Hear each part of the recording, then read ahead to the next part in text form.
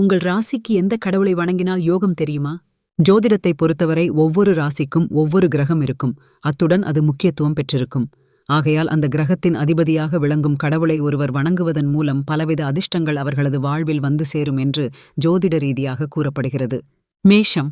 மேஷ ராசியை ஆளும் கிரகமான செவ்வாயின் பலத்தை அதிகரிக்க மேஷ ராசிக்காரர்கள் முருகனை வணங்கினால் சிறந்த பலன் உண்டு. ரிஷபம். ரிஷப ராசியை ஆளும் கிரகமான சுக்கிரனின் பலத்தை அதிகரிக்க ரிஷப ராசிக்காரர்கள் லட்சுமி தேவியை வணங்கினால் அதிர்ஷ்டம் கொட்டுவதோடு நேர்மறை ஆற்றலும் அதிகரிக்கும். மிதுனம். மிதுன ராசியை ஆளும் கிரகமான புதனின் பலத்தை அதிகரிக்க மிதுன ராசிக்காரர்கள் ஸ்ரீமன் நாராயணனை வணங்கினால் வாழ்வில் எப்போதும் வெற்றி கிட்டும். கடகம்.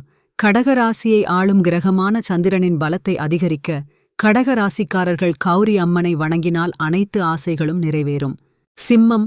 சிம்ம ராசியை ஆளும் கிரகமான சூரியனின் பலத்தை அதிகரிக்க சிம்ம ராசிக்காரர்கள் சிவபெருமானை வணங்கினால் வாழ்க்கையில் நல்ல நிலையை அடையலாம்.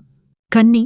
கன்னி ராசியை ஆளும் கிரகமான புதனின் பலத்தை அதிகரிக்க கன்னி ராசிக்காரர்கள் ஸ்ரீமன் நாராயணனை வணங்கினால் அனைத்திலும் வெற்றிகள் மற்றும் வாழ்வில் அதிர்ஷ்டம் பெருகும்.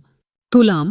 துலாம் ராசியை ஆளும் கிரகமான சுக்கிரனின் பலத்தை அதிகரிக்க துலாம் ராசிக்காரர்கள் லட்சுமி தேவியை வணங்கினால் அதிர்ஷ்டம் மற்றும் செல்வம் பெருகும்.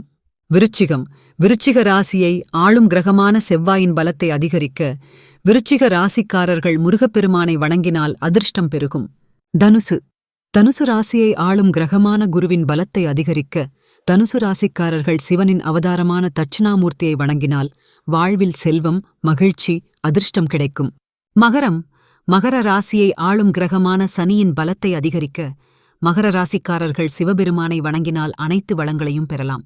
கும்பம். கும்பராசியை ஆளும் கிரகமான சனியின் பலத்தை அதிகரிக்க கும்பராசிக்காரர்கள் சிவபெருமானை வணங்கினால் எதிலும் நன்மை கிட்டும். மீனம்.